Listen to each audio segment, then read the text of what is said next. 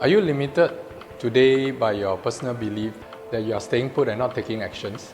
So if you are, I can share with you something that how you can actually take small steps actions to improve yourself, to get a better growth out of yourself.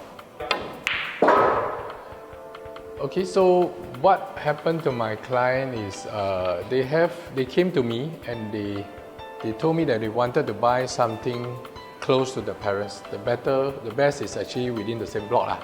So they wanted to stay within the same block, and they told me that. Then I told them, why do you want to do that? Is this really a really key requirement? So they told me they want the convenience for their kids lah, and so they can be close to the parents, which is very typical of most of my clients' requirement lah.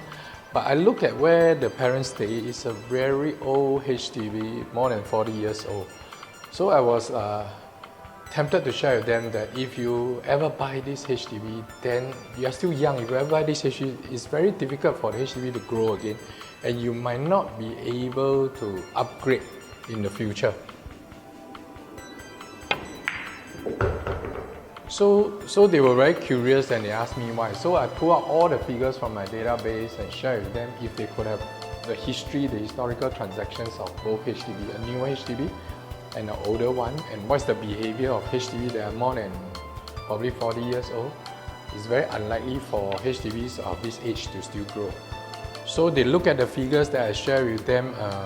It took them a while. They were struggling because they were still believing that the convenience is the more important thing than the growth. And the key thing is they are still young. They are in their early 30s. And actually, after I spoke to them, they agreed that growth is very important because in the future they might have to upgrade to another property, right?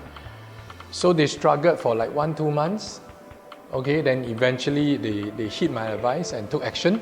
So I told them it is important, when I hit this spot, to be focused on what you want, okay, rather than be emotionally attached.